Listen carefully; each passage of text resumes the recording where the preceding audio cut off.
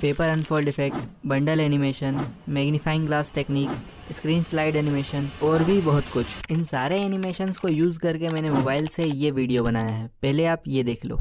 अभी अगर तुम इन क्रिएटर्स की तरह कंटेंट क्रिएटर बन के यूट्यूब से पैसे कमाना चाहते हो तो तुम्हें कुछ बेसिक स्किल्स सीखना बहुत जरूरी है, जैसे स्क्रिप्टिंग, स्टोरी टेलिंग और एडिटिंग। और क्योंकि एडिटिंग वीडियो को एंगेजिंग बनाने में बहुत इंपॉर्टेंट रोल प्ले करता है, तो इस वीडियो में एकदम आसान तरीके से वीडियो एडिटिंग के काफी सारे टेक्निक्स और एनिमेशंस बताने वाला हूँ। इस वीडियो को पूरा देखने के बाद आपके लिए प्रोफेशनल वीडियो एडिटिंग एक खेल बन जाएगा। तो इन सारे एनिमेशंस को एक एक करके बताता हूँ, बस आप वीडियो को ध्यान से देखना। Paper unfold effect. तो बेसिकली पेपर अनफोल्ड इफेक्ट दो टाइप के होते हैं, एक जिसमें एक्चुअल पेपर अनफोल्ड होता है और दूसरा जिसमें कोई सब्जेक्ट अनफोल्ड होता है। दोनों को बनाना बहुत इजी है। शुरुआत करते हैं फर्स्ट से। इसे बनाने के लिए तुम्हें कुछ मटेरियल चाहिए होगा, जो मैं आगे बताता हूँ कहाँ से डाउनलोड करना है। अभी एक ग्रीन स्क्रीन लेकर न्यू प्रोजेक्ट बना लूंगा और इसको हर बार याद से डिलीट कर देना। अब इसमें मटेरियल ऐड करना है। सबसे पहले क्रम्बल पेपर PNG, सेकेंड इसमें मैं यूट्यूब का लोगो अनफोल्ड करने वाला हूँ तो यूट्यूब का logo, and third unfold effect green screen. अगर मटेरियल्स की लेयर ऊपर नीचे हो जाए तो लेयर्स में आके इसी तरह से अलाइन कर लेना। अब यूट्यूब के लोगो का ब्लेंड मोड स्लाइड कर दूंगा जिससे पेपर का टेक्सचर विजिबल हो सके, लेकिन मुझे लोगो थोड़ा डार्क लग रहा है तो एडजस्ट में आकर सैचुरेशन थोड़ा इंक्रीज कर लूंगा। हाँ, अब ठीक है। अब इस इफेक्ट को सिलेक्ट करके इसके रेड कलर को क्रोमा की से रिमूव कर लूंगा। अब बस इसे एडजस्ट करना है। इसके लिए इफेक्ट के लास्ट फ्रेम पर आ जाना और पेपर PNG को जूम करके दोनों साइड से बराबर कर लेना। अब क्योंकि दोनों पेपर आपस में सिंक नहीं हो रहे हैं तो एडजस्ट में आके पेपर PNG की ब्राइटनेस थोड़ी कम कर देना। Now first paper unfold effect is ready. अब इसे एक्सपोर्ट कर लेता हूँ और जब तक ये एक्सपोर्ट हो रहा है अपन चलते हैं नेक्स्ट एनिमेशन पे, बंडल एनिमेशन। ये मैं बताऊं प्लीज? ओके।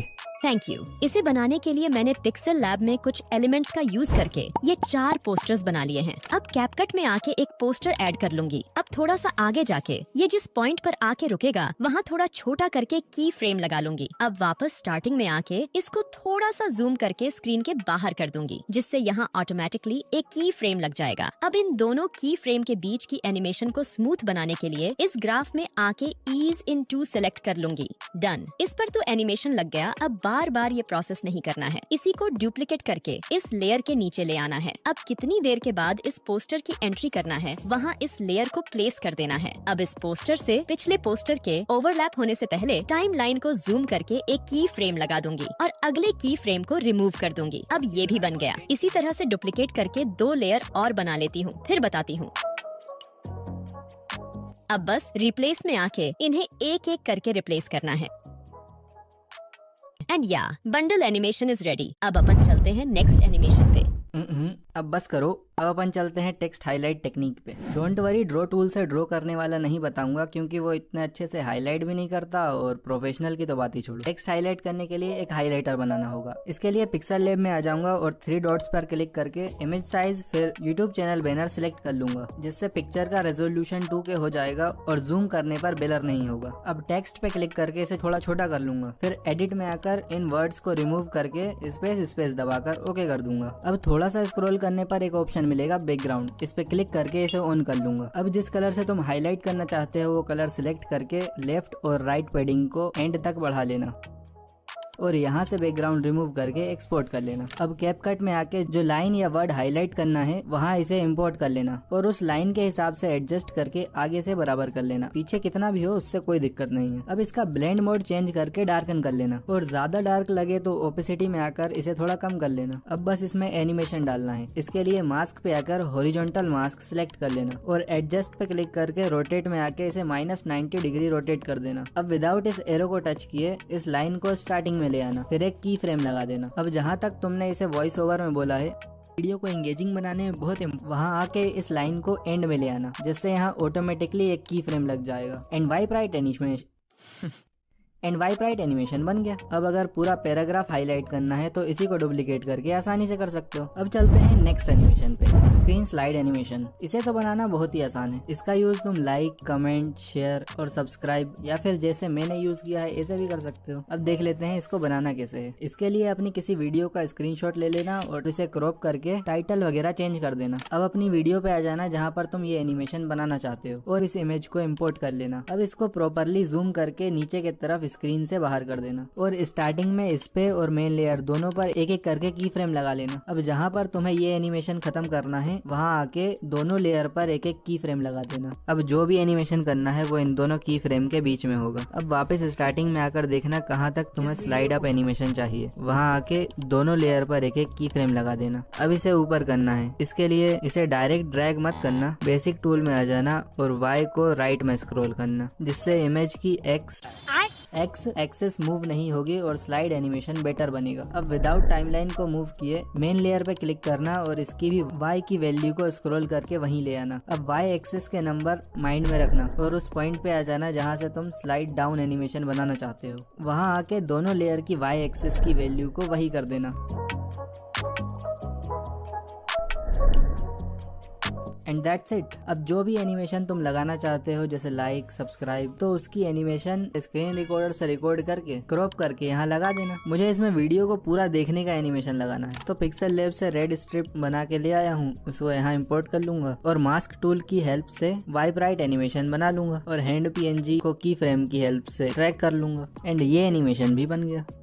अब अपन चलते हैं नेक्स्ट एनिमेशन पे, मैग्नीफाइंग ग्लास टेक्निक। इस एनिमेशन को बनाने के लिए मैंने ये इमेज PNG फॉर्म में बना ली है। तुम किसी वीडियो का भी यूज कर सकते हो, बस तरीका समझ लो कि बनाना कैसे है, बाकी तो तुम अपनी क्रिएटिविटी के हिसाब से कुछ भी बना सकते हो। अब इसमें लेंस PNG ऐड कर लेता हूँ। अब इसका जितना साइज रखना है उतना करके इसमें मैं लेफ्ट साइड से इन एनिमेशन देने वाला हूँ, तो स्क्रीन के बाहर करके एक की फ्रेम लगा दूंगा। अब थोड़ा आगे जाके बेसिक टूल का यूज करके पोजीशन पे ले आऊंगा। अब क्योंकि मास्क टूल स्क्रीन के बाहर नहीं जाता है तो जिस फ्रेम पर लेंस PNG स्क्रीन के अंदर आ जाए वहाँ सर्कल मास्क को एडजस्ट करके एक की फ्रेम लगा देना। अब आगे जहाँ पर लेंस PNG पर की फ्रेम लगाया था वहाँ टाइमलाइन जूम करके सेम जगह पर इस लेयर में भी की फ्रेम लगा देना और मास्क के सर्कल को मूव करके लेंस PNG पर ले आना। अब जब मैं बेसिक स्किल्स बोल चुका हूँ, बेसिक स्किल्स वहाँ आके बिना टाइमलाइन को मूव किए दोनों लेयर पर एक एक की फ्रेम लगा दूंगा और बेसिक टूल की हेल्प से इन दोनों को आगे कर दूंगा। अब प्ले करके देख लूंगा,